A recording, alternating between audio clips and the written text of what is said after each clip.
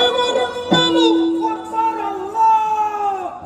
ಯತಿ ಮಂಡಲ ಭೂಸುರ ವಂದ್ಯರು ಖಂಡಿತ ಕ್ಷೀರ ಸಮುದ್ರದಿಗಾಗೆಯು ಮುಳುಗಲು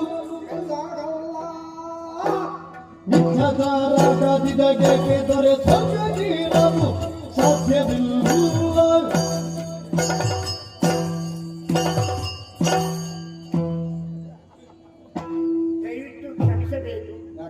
ವೈಶಾಖ ಮಾಸದಲ್ಲಿ ನೀರು ಹಾಕದೆ ಬಿಸಿಲಿಗೆ ಒಳಗೋಗಿರುವ ಸಪೂರ ಬಸಳೆದಂಡಿನಂತಿರುವ ನಿಮ್ಮ ಕಾಲುಗಳಲ್ಲಿ ಪುಟ್ಟ ಪುಟ್ಟ ಹೆಜ್ಜೆಯನ್ನು ಹಾಕ್ತಾ ಹೋಗುವಾಗ ನಿಮ್ಮ ದೇಹದ ಎಲ್ಲಿ ಮಾಂಸ ಖಂಡಗಳು ಉದುರಿ ಬೀಳುತ್ತದೆ ಎಂದು ಕಾರಣಕ್ಕಾಗಿ ಹಿಡಿಯಲು ಕಾತರಿಸ್ತಾ ಇದ್ದೆ ಕುಮಾರ. ಓ, ಆ ಮಾಂಸಖಂಡದ ಬಗ್ಗೆ ಅತಿಯಾದ ನಿರೀಕ್ಷೆ ಇಟ್ಟುಕೊಳ್ಬೇಡ. ಅಂದ್ರೆ ಅದು ಬೀಳುವುದಿದ್ರೆ ಈಗಲ್ಲ, ಒಂದು 10-15 ವರ್ಷಕ್ಕಿಂತ ಹಿಂದೆಯೇ ಬೀಳ್ಬೇಕಿತ್ತು. ಅಂದ್ರೆ ಅಷ್ಟು ಗಂಭೀರ ಸ್ಥಿತಿ ಇತ್ತ.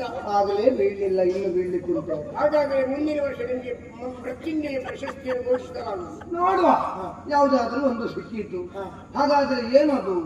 ತಮ್ಮ ಅಸ್ತಿತ್ವವನ್ನು ಸಾಬೀತುಪಡಿಸ್ತಾ ಇದ್ದಾರೆ. ಆ ಸ್ಥಿತಿಯಲ್ಲಿದ್ರು ಈಗ ನಾವು ಅಸ್ತಿತ್ವದಲ್ಲಿ ಇದ್ದೇವೆ ಅಂತ ತೋರಿಸ್ಕೊಳ್ತಾ ಇದ್ದಾರೆ. ಹೌದೌದು ಭಯಂಕರವಾಗಿದೆ ಕುಮಾರ.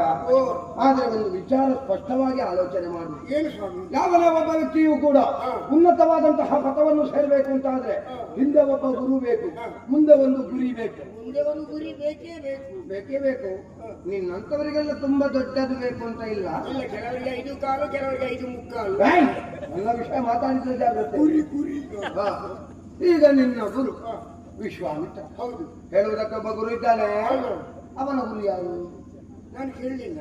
ಕೇಳಲಿಲ್ಲ ಎನ್ನುವುದು ನನ್ನ ಪ್ರಶ್ನೆಗೆ ಉತ್ತರ ಅಲ್ವಲ್ಲ? ನನಗೆ ಗೊತ್ತಿಲ್ಲ. ಗೊತ್ತಿಲ್ಲ ಎನ್ನುವುದು ನನ್ನ ಪ್ರಶ್ನೆಗೆ ಉತ್ತರ ಅಲ್ಲ ಅಂತ. ಸ್ವಾಮಿ, ಅದನ್ನ ಕೇಳಬೇಕಾದ ಅಗತ್ಯವೇ ನಮಗೆ ಬೀಳಿಲ್ಲ ಸ್ವಾಮಿ. ಯಾಕೆ ಬೀಳಿಲ್ಲ? ನಮಗೆ ನಿಂತ್ಕೊಳ್ಳಿಕ್ಕೆ ಮಠದ ವ್ಯವಸ್ಥೆ ಉಂಟು, ಬೇಕಾದ ಹೊತ್ತಿಗೆ ಸರಿಯಾಗಿ ಊಟದ ವ್ಯವಸ್ಥೆ ಉಂಟು, ಸ್ನಾನ ಉಚ್ಚಲಿಕ್ಕೆ ಬಟ್ಟೆಯ ವ್ಯವಸ್ಥೆ ಉಂಟು, ಜ್ಞಾನಾರ್ಜನೆಗೆ ಬೇಕಾದ ವಿದ್ಯೆಯ ವ್ಯವಸ್ಥೆ ಉಂಟು, ಸಮಯ ಕಳೆಯಲಿಕ್ಕೆ ಒಡನಾಡಿಗಳು ಬಹಳಷ್ಟು ಮಂದಿ ಇರುವಾಗ ಈ ಅಧಿಕ ಪ್ರಸಂಗ ನಮಗೆ ಯಾಕೆ ಸ್ವಾಮಿ? ನಮ್ಮ ಪ್ರಪಂಚದಲ್ಲಿ ನಡೀತಾ ಇರುವಂತಹ ದೊಡ್ಡ ಅಕ್ಷಮ್ಯ ಅಪರಾಧ ಯಾವುದು ಕೇಳಿದ್ರೆ ಇದೆ. ಯಾವುದು? ನನಗೆ ಉಂಟು, ನನ್ನ ಹೆಂಡತಿ ಇದ್ದಾಳೆ, ನನ್ನ ಮಕ್ಕಳಿದ್ದಾರೆ, ನನ್ನ ಮನೆ ಗಟ್ಟಿ ಉಂಟು, ನನ್ನ ಆಸ್ತಿ ಪಾಸ್ತಿಗೆ ಯಾವ ಬಾಧಕವೂ ಬರಲಿಲ್ಲ.